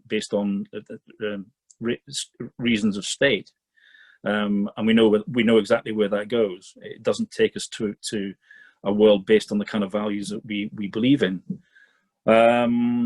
Be realistic. Don't be realist, but be realistic about where we are. It's inconceivable, unfortunately, that in the current circumstances we would ever be able to put together the kind of coalition that took the action in Kosovo that led to the ending of ethnic aggression and the liberation of Kosovo. It was a very broad coalition, almost unprecedented, really, in terms of its strength and its depth. Very hard to imagine anything like that happening in the current circumstances. But action, nevertheless, is essential. Don't reduce humanitarian intervention to military instruments alone. Obviously, there are circumstances in which military intervention is essential, and nothing else will work. But there are other instruments, and there will have to be other instruments, because there are certain crises that military intervention just simply isn't possible in relation to. That isn't just true now. It was true actually in the 1990s. People forget that at the time of the Balkans Wars, Russia was carrying out a really significant intervention in Chechnya with huge consequences, humanitarian consequences for people there, terrible indiscriminate use of force against Grozny, terrible human rights abuses that were going on. There was nothing realistically that we could do, because there is no way in which military power is ever going to be used against a member of the P5, and particularly, one with nuclear weapons. I mean, it's just that isn't going to happen. And unfortunately, we face the same position now in relation to China. There is no conceivable way that we would use military force against China, but other instruments need to be used. Stephen Doughty earlier referred to the Magnitsky Act provisions, which is one example of how you can use law and economic levers to try and create a presumption against human rights abuses and to raise the cost to human rights abusers. And we need to look at how we can expand that and use it more effectively and consistently, actually. And try and try and rebuild an alliance of like-minded countries. Unfortunately, if we were going to do that today, it wouldn't include a lot of countries that in the past we would have considered to be automatically on board. It wouldn't include every member of the EU or every member of NATO, as it would have done at one stage in the 1990s. It wouldn't, for example, include Hungary or Poland. It wouldn't even in the current circumstances include the United States because of Donald Trump. So we have to start small. We have to start with countries that genuinely want to rebuild a rules-based multilateral international order and work up from that, and not dilute our alliance building by including countries that will simply resist and oppose and slow things down. And of course, at the end of all this, there is the big if of this year, which is November and the US elections. So much hinges on this in so many ways for the United States and for the rest of the world.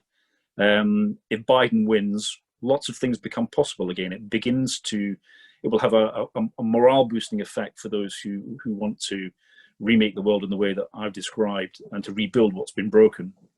If Trump gets a second term, I really fear for what would happen, and I imagine that things would only continue to get worse over the next 4 or 5 years. So there's a huge amount at stake. There's a huge opportunity, but also a major risk for the world. So much more becomes possible for an incoming Labour government in the context of a Biden presidency than would otherwise be the case. So with so much resting on that, I'll stop there and invite comments and questions. Thanks so much, David. That's brilliant. And I've spoken to a couple of the panelists on WhatsApp just to gauge your availability. And I know Stephen Doughty has to leave now, and just want to say thank you, Stephen, for joining us tonight. And I know that you're keen to speak to the other panelists, so we'll definitely put you in touch with them afterwards. And I know Elmina, you've had to step away from the computer, but if you're able to carry on, that's fantastic, and the same with everyone else on the panel. Now, one slight technical issue with tonight is that we don't have a chat box function on this, so you should be able to find an option to raise your hand. So if you do have a question for the panelists, please do that, and I should be able to spot you and bring you into the conversation. So if anyone has any questions they'd like to put to any of the panelists, or any comments they'd like to make, then please raise your hands now. And if that doesn't work, we'll try something else. But let's see. Great, I can see you're there, Sam. So Sam is a member of our exec, and Elsid and Sam, over to you.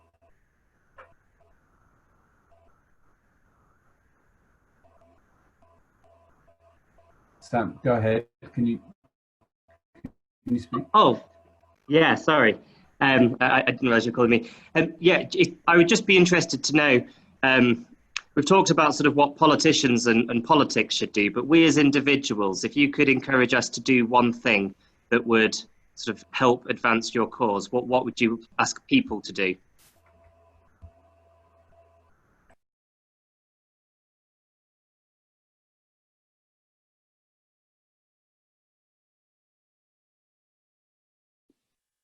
Did you catch that? Yeah.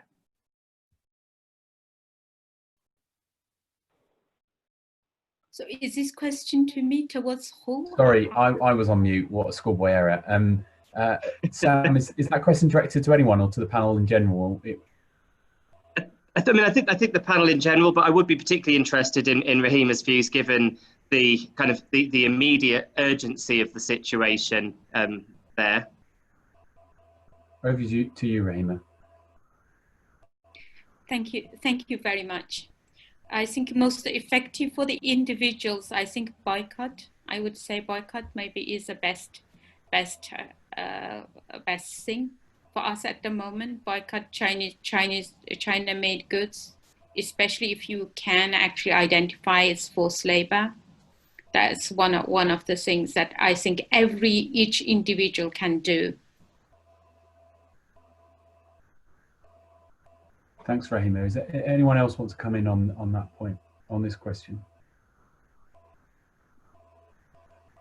I just say, Sam, to hold, you elected politicians, right? They listen to, arguably, I know David said to me, democracy is in recession, but I think in the UK, we're kind of, still in a good shape. So, so it's prompting, your MPs, your local MPs, if you're a local constituency, to ask a question, raise the point, you know, fight disinformation as much as you can and fake news around a lot of these, you know, fight the propaganda that's there, attend events, you know, organized by people who try to spread these propaganda and you know, push forward. Because I think, I mean, for us, and I'm speaking both from a legal perspective and from a Syrian perspective, you know, the Crown Prosecution Service, SO15, all have war crimes unit, right? They are able to do something, but they need a public interest argument in order to be able to justify spending taxpayer money on something that does not necessarily return with a success statistic, right? Because you might not be able to hold these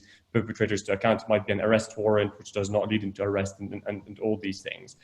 But if you, and what Russia has seen as powerful is getting a disinformed British public on Syria, or a confused British public on Syria, then would not justify us when we try to submit complaints to the police or try to pressure them on sanctions and all of that. We don't have the British public behind us saying this needs to be done, because for them Syria became too complex to deal with. So as much information raising awareness as a local level, that would be fantastic, even amongst your peers, friends, networks, families, and any access to policymakers that you might have.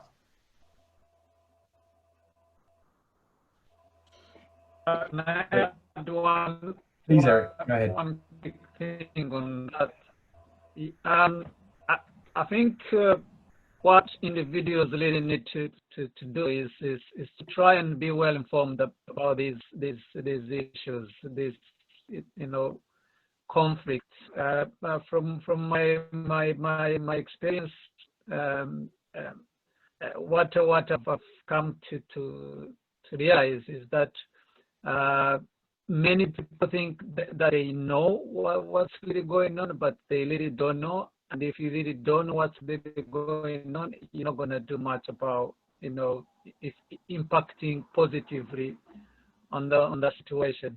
So yeah, like Ibrahim said, you know, try and be involved in an event and in the activities that talks and deals with these issues, but to help you get a good understanding, and then once you are well informed, you will definitely be able to know what to do.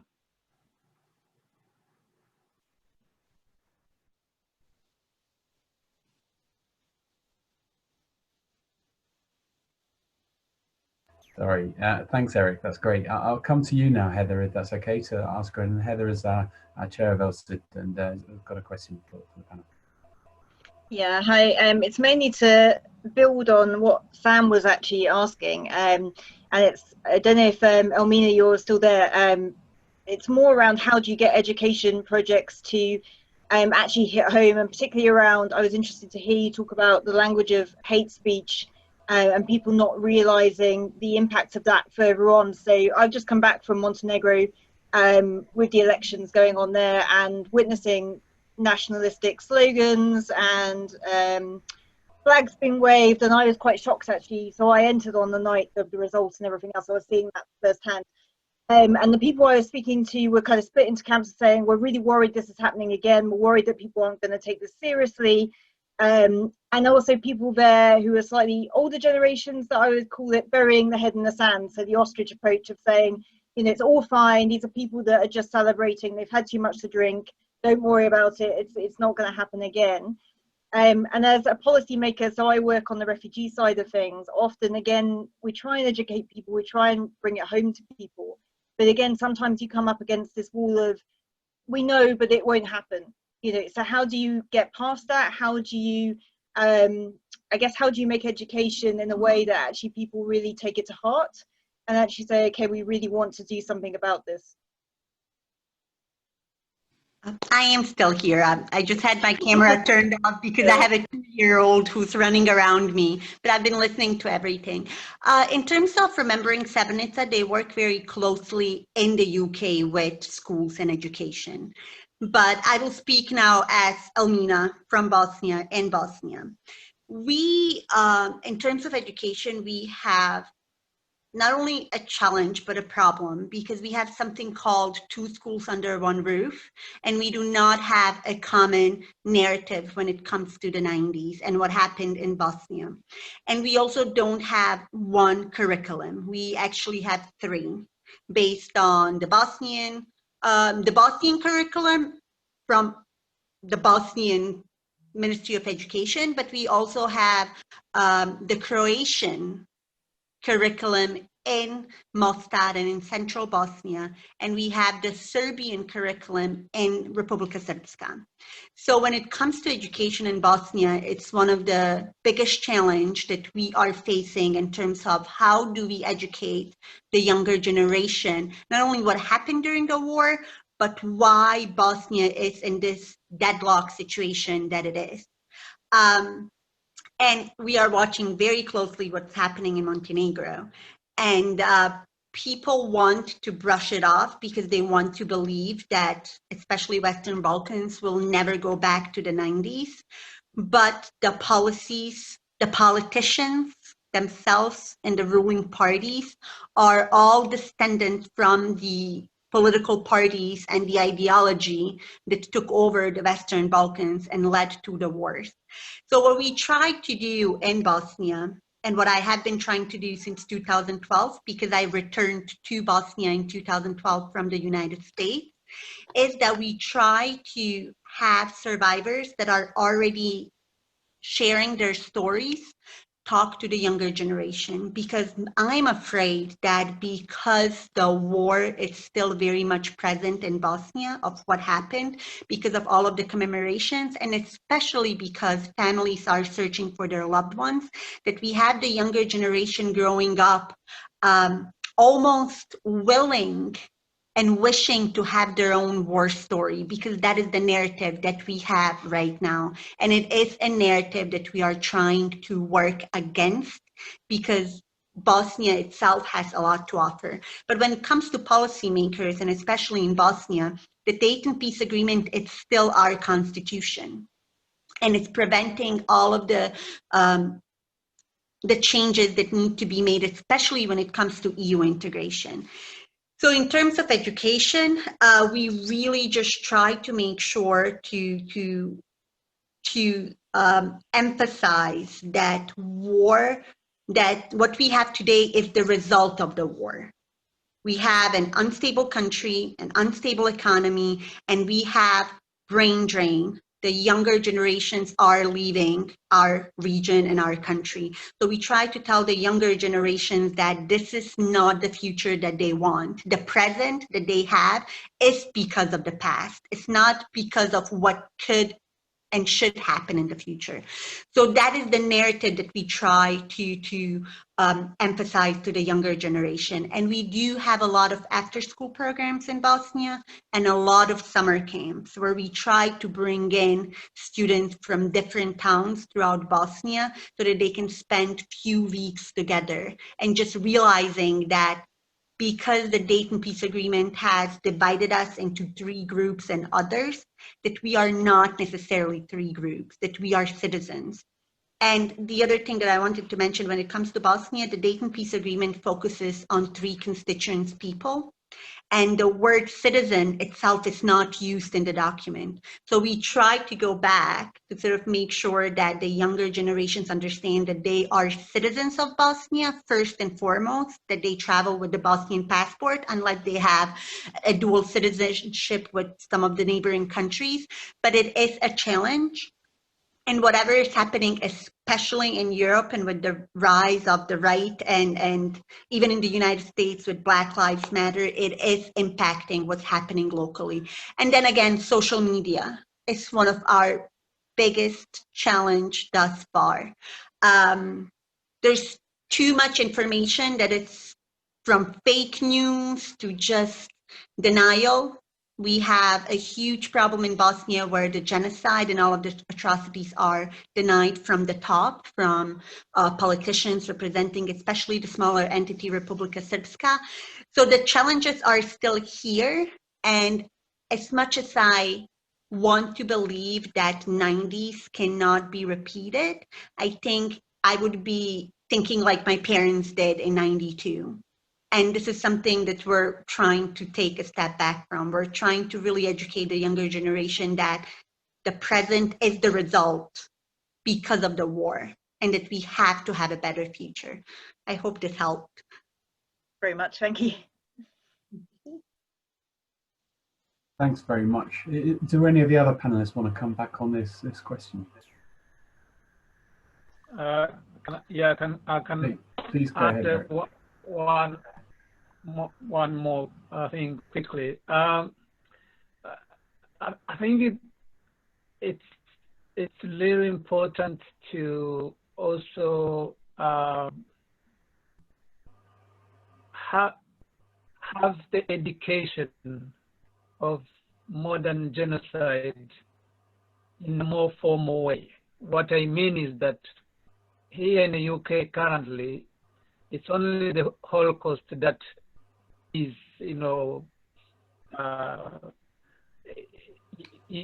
it's on national curriculum. You are obliged to teach the Holocaust, but you're not obliged to teach the 94 genocide against the Tutsi or the Bosnian genocide. And as one of the people who works with schools, one thing that I've come across in my experience is that schools and teachers, especially teachers, want to teach about these other stories, other histories, but resources are very limited. They don't have time. They don't have materials, and therefore they can't teach what younger people need to learn to be able to contribute to a future which does not have genocide and mass atrocities. So what Labour Party could do is to join some of us who have started campaigning to make sure that the comprehensive teaching of history of genocide is part of the government policy, and hopefully when Labour is in power next time, they could make that official. Thanks, Eric. I know that the one of the early decisions that the Tory government took when it came in 2010 was to slash the amount of money of British aid that was being spent on development education, and they made it out to be this wonderful thing about how they were going to save money and value for money and so on. But of course, the knock-on effect of that is that you don't get children learning as much about these issues as they used to. So it's a really important point. Does anyone else want to ask a question? And in case the hand thing isn't working for people, I'm going to try and unmute everyone. So you now should have the freedom to speak if you want to. And so if you have a question you want to put to the panel, please do. David, I'm going to have to go shortly. If anybody's got a question for me, I'll happily answer it now. But otherwise, I'm going to have to run, I'm afraid. So yeah, fair enough. We're well over time, so I appreciate it. Yeah, but if anyone wants to ask me a question now, please do. Indoors, in houses, pubs and restaurants, and also outdoors. Cool. Okay. Well, it doesn't seem like that there are any further questions. What I will say that if you do think of a question, then please do just email me. You should have my email address because I'm the one that's been sending you a million invitations to this event. So get in touch with me, and I'll put it to the panelists. And look, this is the start of a speakers network, so there are plenty of opportunities to speak to our panelists in the future, and really would encourage you, if you signed up to take part in today's event, to get in touch about when your next Labour Party meeting is, and we can try and arrange for one of our speakers to come and speak to your local Labour Party. We have sent out invitations to all CLP chairs, but I actually think the most effective thing is going to be if people who are already interested, like yourselves, get in touch, and we can arrange for the speaker to come for someone to come and speak to your local Labour Party meeting. So listen, thank you so much. It's been really rich discussion, and been really great to hear everyone's stories. And you know, thanks so much to all the panelists for taking part in today's event, and thanks for agreeing to be part of the Speakers Network. And thanks to everyone who has spoken today. So Kate, I see your hands up. Did you want to quickly say something? No, that was just a thank you emote. Thank you. Well, look, thanks everyone for taking part, and yeah, we'll be in touch with after this with some follow-up. So thanks again to everyone, and have a good night. Okay. Cheers. Thank you. Bye.